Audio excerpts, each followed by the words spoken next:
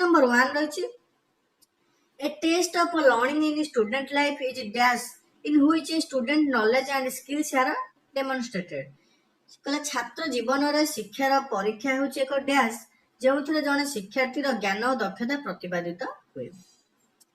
कहले गोटे जो छात्र जीवन में शिक्षार परीक्षा कराई थाए तो आम श्रेणीगृह परीक्षा करता सी हूँ कौन जो जड़े शिक्षार्थी केते ज्ञान आहरण कर दक्षता पाई प्रतिपादित होता है। तर आंसर हो परीक्षण बा टेस्ट। जो शिक्षार परीक्षा होता है आमर कहुए टेस्ट बा परीक्षण कहुए जो से शिक्षार्थी जहाँ सब ज्ञान आहरण कर सब दक्षता हासिल कर प्रतिपादित होता है से परीक्षा द्वारा।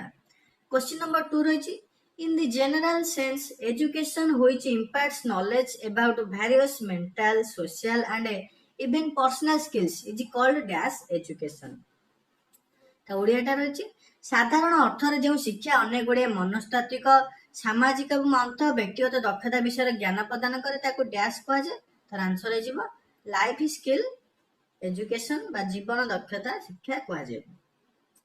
तमाने कहला जीवन दक्षता बा लाइफ स्किल एजुकेशन आम कौन कौन शिक्षा पाई था ना मनस्तात्विक शिक्षा पाई था सामाजिक और आंत व्यक्तिगत दक्षता विषय शिक्षा बा ज्ञान आहरण कर तेणु यही शिक्षा को आम कहुए लाइफ स्किल बा जीवन दक्षता एजुकेशन बा शिक्षा।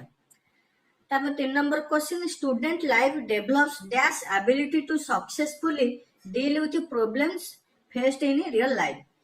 छात्र जीवन वास्तव जीवन रे सम्मुखीन समस्यार सफल मुकाबला निमंते डैश सामर्थ्य सृष्टि करथाय। तो आंसर हो लाइफ स्किल बा जीवन दक्षता सामर्थ्य सृष्टि करथाय।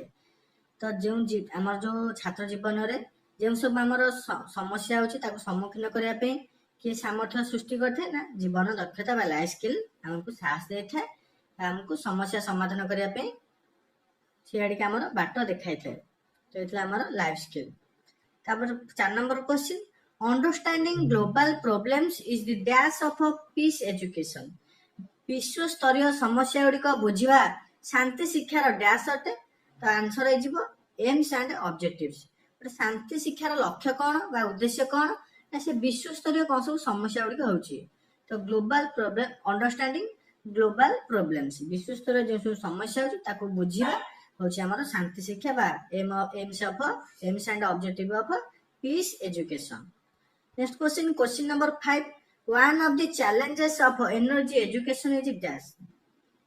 शक्ति शिक्षार एक आह्वान होची डैश। तो आंसर हो ग्रोथ ऑफ टॉलरेंस सहनशीलतार अभिवृद्धि होची हमर शक्ति शिक्षार एक आह्वान। Question number 6 life skills refers to the collection of dash aspects of student life. जीवन दक्षता छात्र जीवन डैश व्यवहार समारोह को बुझाई थाए। तो आंसर हो एबिलिटी बा दक्षतार समारोह को बुझाई थाए। Question number 7 dash suggest that student life skills learning is a change और यूज स्ट्रेटेजी। डैश मत देथिले जे छात्र जीवन दक्षता शिक्षा परिवर्तन बा व्यवहार कौशल अटे। तो एटा के कहथिले ना यूनिसेफ कहथिले जे छात्र जीवन दक्षता शिक्षा परिवर्तन बा व्यवहार कौशल अटे। एटा मध्य मन रखिथे यूनिसेफ कौन कहथिले।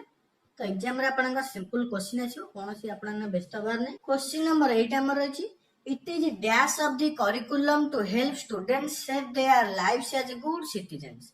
छात्र जीवन को उत्तम नागरिक भाव में गढ़ी तोलिबा निमंते सहाय्य करिबा पाठ्यक्रम कार्यावली डैश अटे। तो आंसर हो एम बा लक्ष्य अटे। तो जो आमे जो विद्यालय रे बा कॉलेज गुडी जो पढ़ी थाउ पाठ्यक्रम जो कार्यावली थाए तार लक्ष्य कौन ना गोटे से पाठ्यक्रम कार्यावली माध्यम गोटे उत्तम नागरिक भाव में गढ़ी तोली थाए छात्र जीवन को ये हूँ पाठ्यक्रम कार्यावली लक्ष्य। या द्वारा से छात्र जीवन को उत्तम नागरिक भाव में गढ़ी तोली थाए। Higher education is dash level उच्चतर शिक्षा डैश स्तर अटे। तो आंसर हो थर्ड बा तृतीय स्तर अटे। Question number 10 the education required for higher degrees and diplomas is called dash.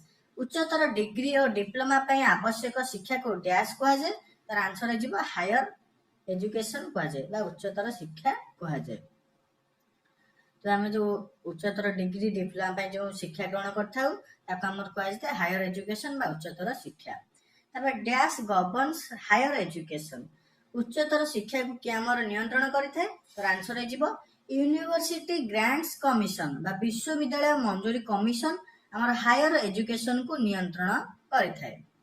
Question number 12 a problems in higher education is dash उच्चतर शिक्षार एक समस्या होची डैश आंसर हो लैक ऑफ ट्रेन टीचर्स तालीम प्राप्त शिक्षकों अभाव होची उच्चतर शिक्षार एक मुख्य समस्या।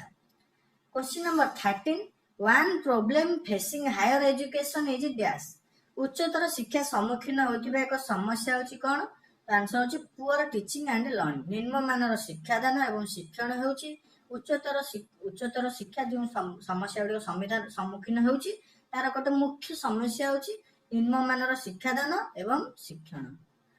तो ये थिला आपन क्वेश्चन नंबर 13।